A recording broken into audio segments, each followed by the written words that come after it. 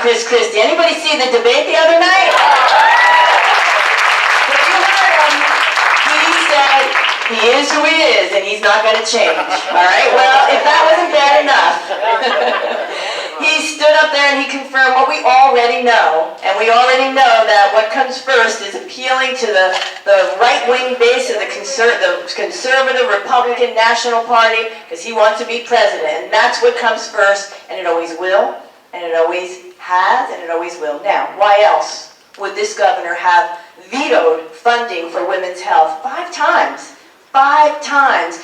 As a result, I take that personally, because it resulted in 6 Planned Parenthood centers closing. Now, when I was in college at Montclair State, I didn't have health insurance, and that's where I got my health care in Planned Parenthood. He closed those. 33,000 less women are getting health care. And it was a purely ideological veto, because for every dollar New Jersey invested, we would have drawn down 9 federal dollars. And so why else would he have, in a state where women make, Assemblywoman, 78 cents on the dollar as our male counterparts, why would he have vetoed equal pay legislation and call it senseless bureaucracy? Why, I ask you, would he have vetoed legislation that ends discrimination for our gay brothers and sisters to marry the person they love? Now, he was recently in a diner in Edison just the other day, and a woman confronted him, and she said, the majority of people in New Jersey support that, and he said, well, it's not a human right. He sees it as just the same as taxes and guns. Yeah, that's what he said. You really, when you get him in those unscripted moments at diners, for example, that's what happened. He is the real Chris Christie. And talking about guns, by the way, this is a governor. Why would he have come out and supported a ban back in April on 50 caliber rifles that can pierce any body armor, that can down a plane or a helicopter from a mile away, and then we send him the legislation and he vetoes it? Well, I'll tell you what happened. He got a nasty letter from a gun rights group in New Hampshire, and they said, if you sign that legislation, we will work actively against you in the Republican primary. So we have a governor that's going around the country telling people what a great job he's doing, But you know what? No amount of YouTube videos and late night wisecracks are going to erase the fact that we have a governor who doesn't have you on his side. He's got his social values that are aligned with, I don't know, Sarah Palin, maybe? He's got economic policy that favor the wealthy over the working class. We all know that. This is a governor who came into office, raised property taxes 20%, raised taxes on the working poor, and then turned around and didn't have millionaires pay another dime.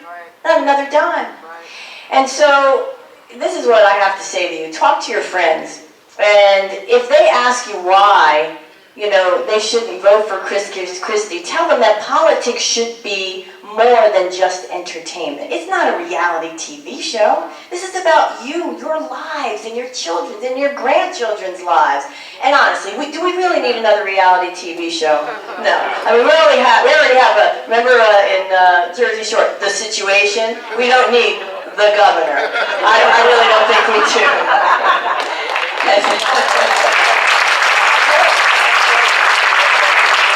And so we have, and I need to, cite these statistics, but we have to, we can't put our heads in the sand. 400,000 people out of work, the highest unemployment, and the lowest rate of job creation in the region. When he ran against Corzine 4 years ago, he chastised him because we had the highest unemployment in the region. Well, guess what? 4 years later, we still do.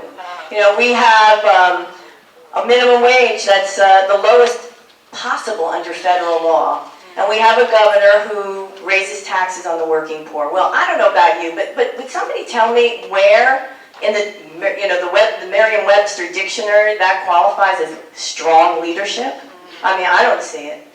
But, we have 3.5 weeks left. And I know what you can do, Camden County, and you need to double down, all right? We have a great ticket from the top to the bottom. You have great candidates.